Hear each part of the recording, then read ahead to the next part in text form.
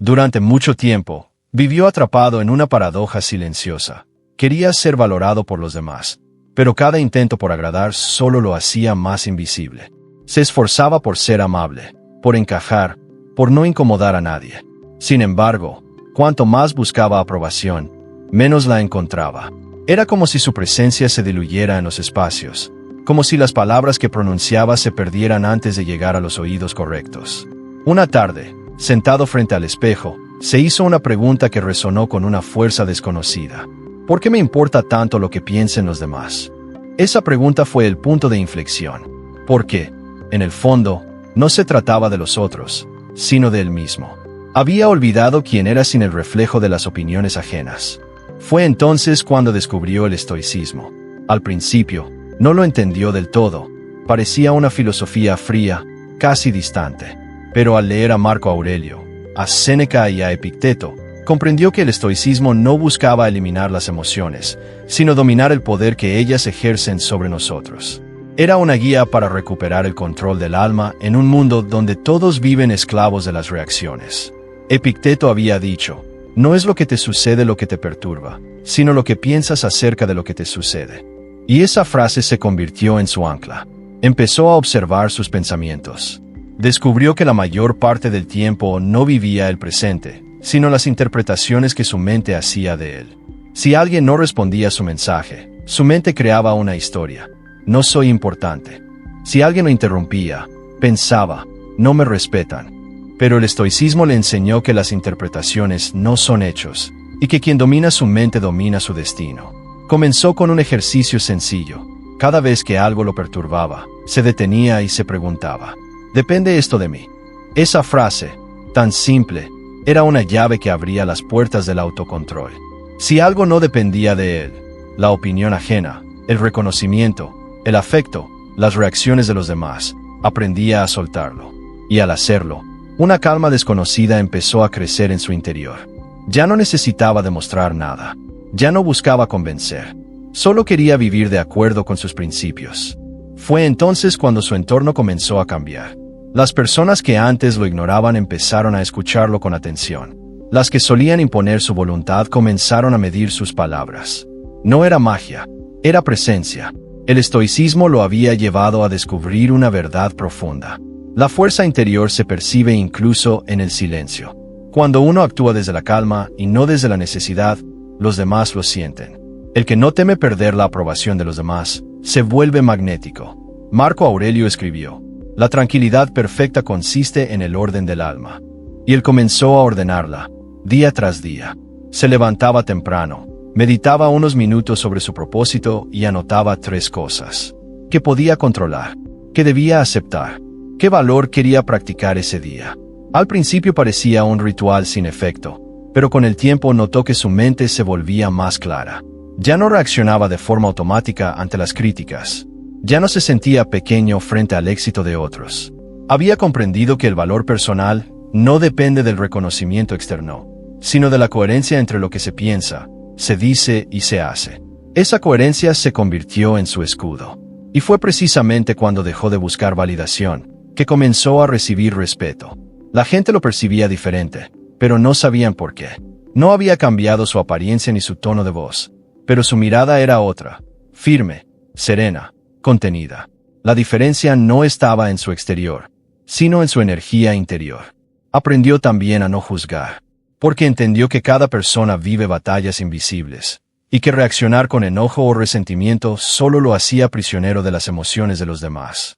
Así que eligió practicar la empatía, no como debilidad, sino como expresión de fortaleza.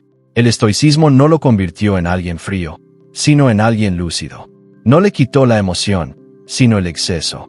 No le quitó el deseo, sino la dependencia. Y poco a poco, empezó a comprender que el respeto auténtico no se exige ni se mendiga. Se irradia. Se irradia cuando caminas con propósito. Cuando tus palabras no buscan impresionar, sino reflejar convicción. Cuando no reaccionas, sino que respondes. Cuando no tratas de ganar, sino de mantener tu paz. Porque al final, la percepción de los demás es un espejo de tu propio estado interior. Si estás en caos, reflejarás caos. Si estás en calma, reflejarás respeto. Y así comenzó su transformación. No cambió el mundo que lo rodeaba, cambió la forma en que él lo veía. Y al hacerlo, el mundo comenzó a responderle de una manera distinta. Lo que antes era rechazo, ahora era atención. Lo que antes era duda, ahora era confianza. Y lo que antes era silencio, ahora era reconocimiento. El cambio no vino de afuera, vino de adentro. Con el paso de los días, notó que algo en su interior se había movido. No era una emoción pasajera ni un impulso de motivación, sino una transformación silenciosa, casi imperceptible, como el crecimiento de un árbol bajo tierra. El cambio había comenzado en su mente, pero empezaba a reflejarse en su conducta. Ya no necesitaba llenar los silencios incómodos con palabras vacías. Ya no buscaba ser el centro de las conversaciones. Comprendió que el verdadero poder no está en hablar más fuerte, sino en hablar desde la claridad. En los primeros días de su práctica estoica, enfrentó la tentación de volver a los viejos patrones. Cuando alguien lo ignoraba, la mente le susurraba: reacciona, demuestra que vales. Pero él recordaba lo aprendido. Nada que provenga de la necesidad de aprobación puede sostenerse en el tiempo. Así que respiraba, observaba su impulso y lo dejaba pasar. Ese simple gesto era una victoria invisible, pero profunda. Descubrió que dominarse a sí mismo era una de las formas más puras de libertad. Epicteto lo había dicho con claridad: nadie es libre, a menos que sea dueño de sí mismo. Y con cada día de práctica, comprendía un poco más esa frase. Empezó a notar los pequeños cambios en su entorno. Las personas que solían tratarlo con condescendencia ahora lo miraban con una mezcla de respeto y curiosidad. Ya no reaccionaba como antes, y eso desconcertaba a muchos. Cuando alguien intentaba provocarlo, respondía con serenidad. Cuando lo criticaban, sonreía con calma. Cuando lo elogiaban, no se inflaba de orgullo. Había encontrado un punto de equilibrio. Y fue ahí cuando entendió que el respeto que los demás te dan es proporcional al control que tienes sobre ti mismo. No se trataba de ser arrogante ni distante. Era simplemente actuar desde la firmeza interior. El estoicismo le había enseñado a no mendigar lo que podía construir dentro de sí. En lugar de preguntarse, ¿por qué no me valoran?, comenzó a preguntarse, ¿vivo de una manera que refleje mis valores? Y esa pregunta lo transformó. Empezó a cuidar su cuerpo, no por vanidad, sino por disciplina. A ordenar su entorno, no por obsesión, sino por claridad mental. A hablar menos, pero con más intención. A escuchar más, no para responder, sino para comprender. Poco a poco, su presencia comenzó a tener peso.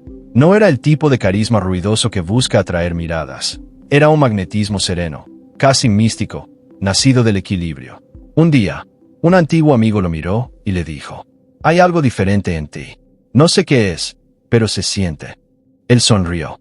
No necesitaba explicarlo. El cambio que nace del alma no necesita palabras, se percibe.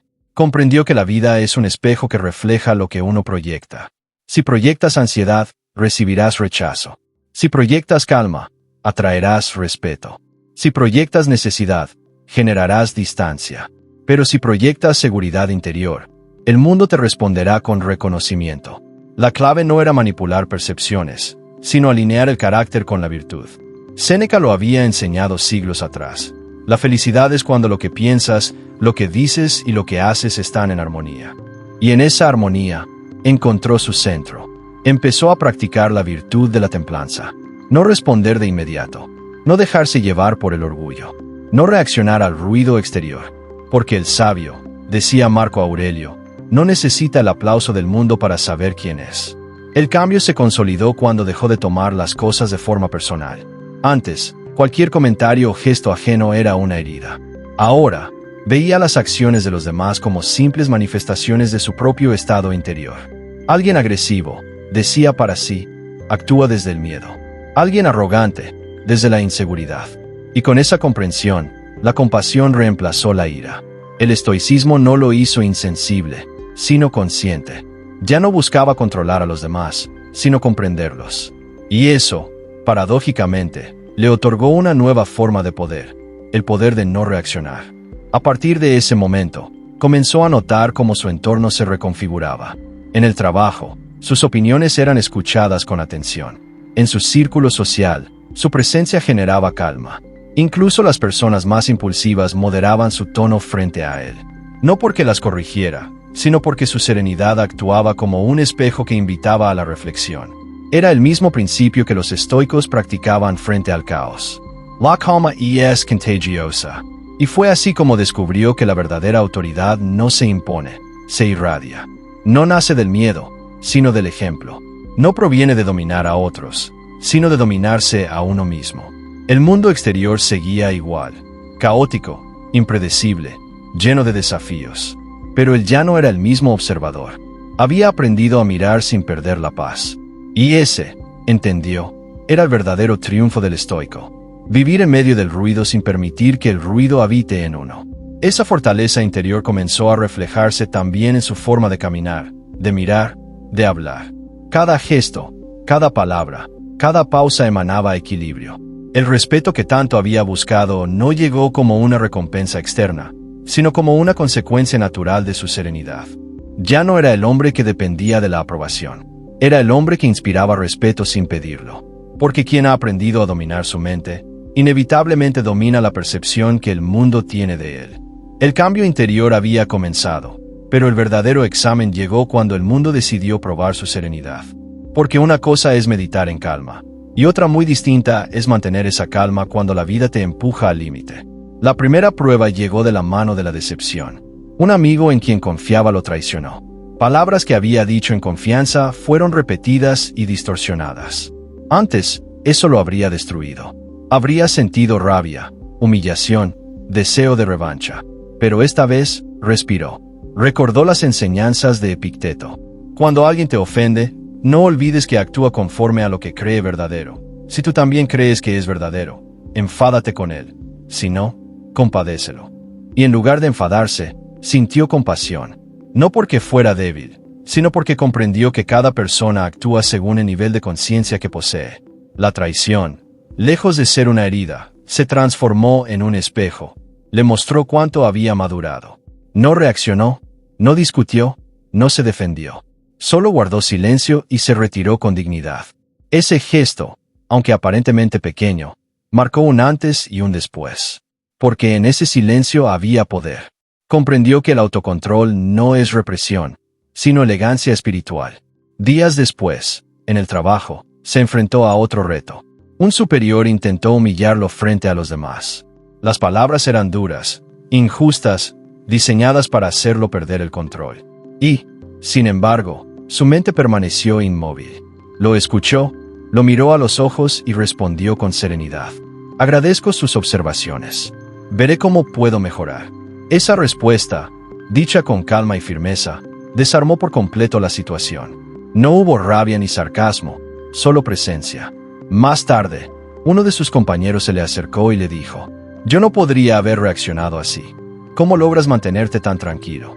Él sonrió y respondió: «Porque entendí que perder la calma es entregarle a otro el poder sobre mi mente». Esa frase se convirtió en su mantra. Cada vez que la vida intentaba sacudirlo, recordaba que nadie puede dominar a quien se domina a sí mismo. Pero el estoicismo no solo lo estaba transformando en el ámbito externo, también lo estaba sanando por dentro. Durante años, había cargado con resentimientos, culpas y miedos. Creía que debía esconderlos para parecer fuerte. Pero el estoicismo le enseñó que la verdadera fortaleza consiste en aceptar la propia vulnerabilidad sin dejar que te defina. Así que comenzó a mirar su pasado sin rencor, a perdonar no para olvidar, sino para liberarse, a agradecer incluso las heridas, porque sin ellas jamás habría buscado profundidad. Fue entonces cuando experimentó algo inesperado, una paz tan profunda que ya no necesitaba demostrar nada a nadie. El silencio, antes incómodo, se volvió su aliado. Aprendió a disfrutar de su propia compañía, a escuchar su respiración, a observar el mundo sin juzgarlo. Comprendió que la serenidad no era ausencia de movimiento, sino presencia plena. Y en ese estado, las relaciones a su alrededor comenzaron a cambiar de manera natural. Las personas conflictivas se alejaron sin confrontación. Las que compartían su misma energía se acercaron. Ya no era necesario forzar vínculos. Los lazos verdaderos se formaban por afinidad de alma, no por conveniencia. Su familia también notó el cambio. Antes, solía reaccionar con irritación ante los problemas domésticos. Ahora, simplemente escuchaba, analizaba y respondía con calma. No porque no le importara, sino porque entendía que perder la paz jamás resolvería un conflicto. El estoicismo lo había convertido en una presencia que transmitía estabilidad. Y eso es lo que el mundo moderno más necesita: personas estables en medio del caos. Marco Aurelio lo había escrito con sabiduría: el mejor modo de defenderte de los demás es no parecerte a ellos. Así que cuando el entorno se tornaba violento, él respondía con calma. Cuando el ruido era demasiado, él elegía el silencio. Cuando todos corrían detrás de la validación, él caminaba en dirección opuesta. Esa coherencia comenzó a reflejarse incluso en su mirada. Una mirada que no buscaba aprobación, pero que inspiraba respeto. Porque el respeto genuino nace del equilibrio interior, no del miedo. Y fue en ese punto donde comprendió algo esencial. El estoicismo no era una armadura para aislarse del mundo, sino un puente para relacionarse mejor con él. Porque al entender tus propias emociones, puedes entender las de los demás. Al aceptar tus defectos, puedes aceptar los ajenos. Y al dominar tus pensamientos, puedes comunicarte con claridad y empatía. Esa combinación, firmeza y compasión, se convirtió en su sello. Ya no necesitaba ser perfecto, solo coherente. Ya no buscaba tener razón, sino mantener la paz. Y entonces, sin buscarlo, su entorno comenzó a transformarse. Las personas lo consultaban, pedían su consejo, lo escuchaban con atención. Su calma se volvió contagiosa. Y lo más curioso era que él no había hecho nada para impresionar. Solo había aprendido a ser. Comprendió que cuando uno se alinea con su esencia, el mundo exterior se ajusta por resonancia. No se trata de cambiar a los demás, sino de convertirte en aquello que deseas atraer. El estoicismo lo había llevado a ese punto de quietud donde ya nada externo podía alterar su centro. Había superado la necesidad de ser comprendido, aceptado o admirado. Porque el alma que se conoce a sí misma ya no depende de testigos. Ahora entendía que la vida no se trata de evitar el dolor, sino de usar el dolor como un maestro. Que cada ofensa, cada decepción y cada desafío no son enemigos, sino oportunidades para fortalecer el carácter. Y que el respeto más profundo no proviene de los aplausos, sino del silencio interior de quien sabe que ha actuado con virtud. El mundo seguía igual de impredecible, pero su alma ya no temblaba. Porque había descubierto el secreto que los estoicos guardaron por siglos. La verdadera grandeza no consiste en dominar a los demás, sino en dominarte a ti mismo. El silencio interior que había cultivado se convirtió en su mayor fortaleza. Ya no necesitaba demostrar poder, su sola presencia bastaba para transmitirlo. Había alcanzado una serenidad que no era pasividad, sino lucidez activa. Una mente despierta que observa, decide y actúa sin perder el equilibrio. Pero el universo, en su sabiduría, siempre pone a prueba a quienes comienzan a dominarse. Porque no basta con conocer la calma, hay que sostenerla incluso cuando el mundo se derrumba. Un día, la empresa donde trabajaba enfrentó una crisis. Proyectos cancelados, despidos, miedo colectivo. El caos se apoderó de todos, voces elevadas, acusaciones, desesperación. Y ahí estaba él, sentado en silencio, escuchando. No era indiferencia, era claridad. Mientras otros gritaban buscando culpables, él analizaba soluciones. Cuando le preguntaron por qué no se alteraba, respondió con serenidad: porque el desorden externo no puede gobernar mi orden interno. Sus palabras no fueron heroicas, pero su tono cambió el ambiente. En medio de la tormenta, su calma se volvió un faro. Comenzó a liderar sin pedirlo, guiando con serenidad y razón. El equipo, antes agitado, empezó a seguir su ritmo. Había comprendido que la autoridad más poderosa es la que se gana con equilibrio. El estoicismo le había enseñado que el liderazgo no consiste en mandar, sino en inspirar. Y que inspirar no es convencer a los demás de seguirte, sino hacer que quieran hacerlo porque confían en tu coherencia. Recordó una frase de Marco Aurelio que resonaba con fuerza: sé como la roca contra la cual rompen las olas. Permanece firme y el tumulto del mar se calmará a tu alrededor. Esa imagen lo acompañó cada día. Cuando los problemas lo rodeaban, él se mantenía como una roca, no resistiendo con rigidez, sino con paciencia, no negando el dolor, sino transformándolo en enseñanza. Aprendió que el propósito no se encuentra en los grandes discursos, sino en los pequeños actos de virtud cotidiana, en la forma en que tratas al otro, en la paciencia con la que escuchas, en la humildad con la que aprendes. Y mientras practicaba esa calma constante, descubrió algo más profundo. El respeto de los demás no era el final del camino, sino una consecuencia inevitable de su serenidad interior. Su vida comenzó a volverse más simple. Despertaba temprano, escribía en su diario, agradecía lo esencial. Ya no buscaba metas grandiosas, sino coherencia diaria, porque entendió que la excelencia no es un destino, sino un hábito. Cada decisión, por mínima que fuera, se guiaba por una pregunta estoica. ¿Esto está en armonía con mis valores? Esa brújula moral le evitaba caer en la trampa del ego y las distracciones, porque había visto a muchos perder su centro por querer ser admirados. Y él ya no quería admiración, quería integridad. Fue entonces cuando comenzó a notar algo sorprendente. Su serenidad no solo influía en su entorno, sino que también despertaba algo en los demás. Personas que antes vivían dominadas por la ansiedad empezaban a buscar su consejo, no porque él tuviera todas las respuestas, sino porque su calma les recordaba que ellos también podían encontrar la suya. En ese punto, entendió que el propósito del sabio no es impresionar, sino servir. Y servir, para el estoico, no significa sacrificarse, sino actuar con virtud en cada circunstancia. El poder que antes buscaba fuera, ahora lo encontraba en el autocontrol. El respeto que antes mendigaba, ahora lo emanaba naturalmente. La validación que antes lo esclavizaba, ahora le era indiferente. Y en esa libertad, descubrió la verdadera riqueza, la independencia emocional. Aprendió también que el amor estoico no es un amor frío, sino consciente. No se aferra, pero tampoco huye. Ama sin poseer, acompaña sin depender. Y así, las relaciones dejaron de ser una fuente de conflicto y se convirtieron en un espacio de crecimiento mutuo. El estoicismo lo había llevado a comprender que no se puede cambiar a nadie, pero se puede inspirar a muchos. Y eso se logra, no con palabras, sino con ejemplo. Un día, mientras caminaba por la ciudad, observó la prisa de la gente, rostros cansados, miradas vacías, corazones atados a pantallas. Y sintió una profunda compasión, porque él también había vivido así, buscando afuera lo que solo podía encontrarse dentro. Entonces recordó otra enseñanza de Séneca. No es que tengamos poco tiempo, sino que perdemos mucho. Comprendió que la vida no espera, y que cada momento es una oportunidad para practicar la virtud. Decidió dedicar su energía solo a aquello que dependía de él, su actitud, su conducta, su paz. Y dejó de desperdiciarla en lo que jamás podría controlar: la opinión, la suerte, el destino. Su mundo se volvió más pequeño, pero su alma más grande. Aprendió a vivir con menos, a necesitar poco y a agradecer mucho. El silencio, antes símbolo de vacío, se convirtió en fuente de sabiduría. Y en ese estado, comprendió una de las verdades más bellas del estoicismo.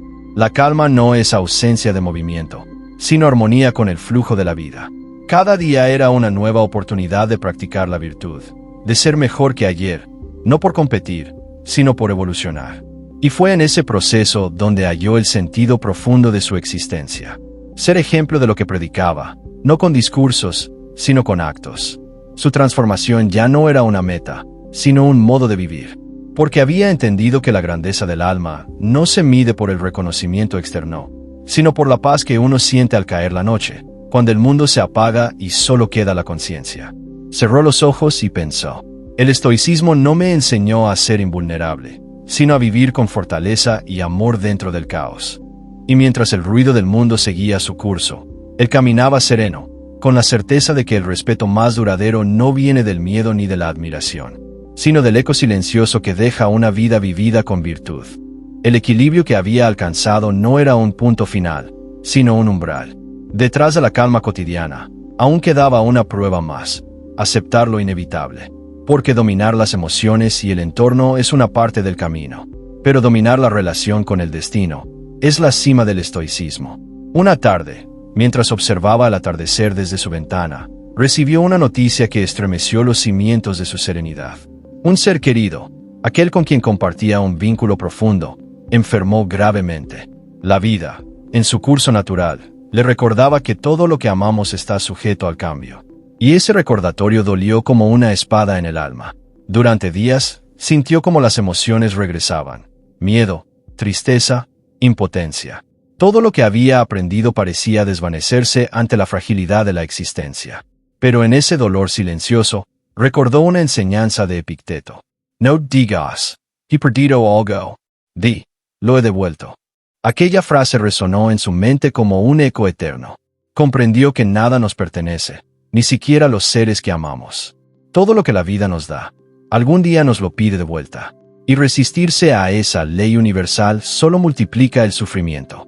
Así comenzó su práctica del amor fati, el amor al destino. No un amor ciego, sino sabio. Aceptar con gratitud incluso lo que no se comprende. Miró la enfermedad no como una injusticia, sino como parte del diseño perfecto del universo. Cada lágrima que caía, en lugar de ser una derrota, se volvió una lección de humildad. Aprendió que el dolor no contradice la sabiduría, la profundiza. Porque solo quien ha conocido la pérdida puede entender el valor del presente. En esos días oscuros, escribió en su diario, he comprendido que la serenidad no consiste en no sentir, sino en no dejar que el sentimiento me destruya. Acepto la vida como es, no como quisiera que fuera. Su mente, antes filosófica, se volvió espiritual. Ya no analizaba tanto las cosas, las contemplaba. Comprendió que la muerte, la enfermedad y el cambio no son enemigos de la vida, sino condiciones necesarias para que exista la belleza. Comenzó a practicar la gratitud radical. Cada día, antes de dormir, agradecía lo que aún tenía. Y cada mañana, al despertar, agradecía simplemente el hecho de seguir respirando. La vida dejó de ser una sucesión de metas, y se transformó en una sucesión de milagros. Empezó a enseñar, sin pretenderlo, con su actitud. Sus amigos y colegas notaban algo distinto, una paz que no dependía de circunstancias. Le preguntaban cómo lograba mantenerse así ante la adversidad. Él respondía con una sonrisa. No se trata de no tener dolor, sino de no resistirlo. El sufrimiento no viene del hecho en sí, sino de la historia que contamos sobre él. Y así, comenzó a comprender una verdad que solo los sabios alcanzan, que el control absoluto no existe. Que la libertad más profunda no está en dominar los acontecimientos, sino en aceptar su naturaleza y responder con virtud. La enfermedad de su ser querido avanzó, y finalmente, el desenlace llegó. El silencio de esa noche fue distinto a todos los anteriores. No hubo lágrimas desbordadas, solo una quietud profunda. Se permitió sentir el duelo, pero sin convertirse en él. Miró el cuerpo sin vida y pensó, nada muere. Todo se transforma. Ese fue el instante en que entendió el sentido completo del estoicismo. Vivir conforme a la naturaleza, aceptar el ciclo, soltar sin rencor. En los días siguientes, notó algo curioso. La tristeza ya no pesaba, flotaba.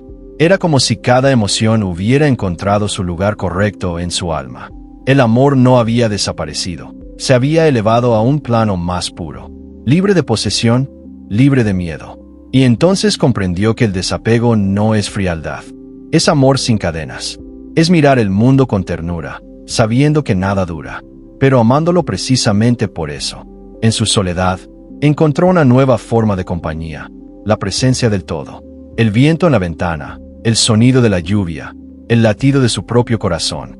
Cada cosa se volvió sagrada, porque cada cosa era transitoria. Meditaba cada mañana y cada noche, no para escapar de la realidad, sino para fundirse con ella. Respiraba profundamente y murmuraba en voz baja una frase que se convirtió en su mantra. Acepto, agradezco, y continuó. Ya no buscaba el éxito ni la aprobación.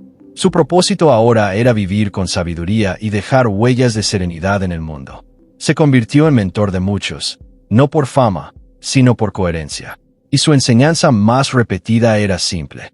No te aferres a nada, ni siquiera a tu propia paz, porque todo cambia, y el sabio fluye con el cambio.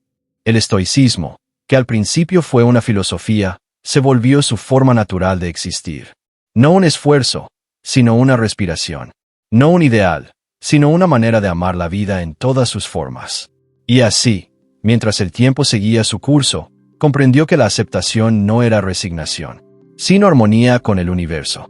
Cada pérdida, cada alegría, cada instante tenía un propósito oculto, recordarle que nada se posee, y por eso, todo puede ser amado sin miedo.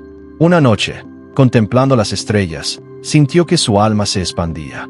No había deseos, ni preocupaciones, ni expectativas, solo presencia. Y en esa presencia, entendió que el destino no era su enemigo, sino su maestro. Amar el destino, pensó, es el arte más alto de vivir. Y con esa certeza, cerró los ojos, respiró profundamente, y por primera vez, no intentó controlar nada. Solo dejó ser, porque había aprendido que el verdadero poder del estoicismo no está en resistir la vida, sino en abrazarla entera, incluso cuando duele. El tiempo siguió su curso, pero él ya no lo medía en días ni en años. Para él, cada amanecer era un renacer, y cada noche, una entrega. Había atravesado el dolor, la pérdida y la aceptación, y ahora, vivía en una paz tan profunda que no dependía de nada externo. Su mirada tenía algo diferente, una luz silenciosa, una calma que no podía fingirse. No era la tranquilidad de quien no enfrenta conflictos, sino la de quien ha hecho las paces con ellos. Había comprendido que el mundo no necesitaba ser controlado, solo comprendido, y que cada persona, cada experiencia, incluso las más duras, eran parte de su entrenamiento espiritual. Vivía con sencillez. Su hogar era modesto, su ropa simple, su mesa siempre abierta. Cada cosa en su vida tenía un propósito, y cada acción, una intención. La virtud ya no era una meta que perseguía, sino el aire que respiraba. Actuar con rectitud se había vuelto natural, porque había alineado su alma con la razón y la naturaleza. En sus días, comenzó a enseñar sin imponer, a escuchar sin juzgar. Los que lo rodeaban encontraban consuelo en su presencia. No ofrecía respuestas, sino claridad. No predicaba doctrina, sino experiencia vivida. Un joven le preguntó una tarde, ¿cómo puedo alcanzar la calma que tú tienes? Él sonrió con ternura y respondió, deja de buscarla. La calma no se alcanza corriendo hacia ella. Se revela cuando dejas de huir de ti mismo. Aquel diálogo marcó un punto clave.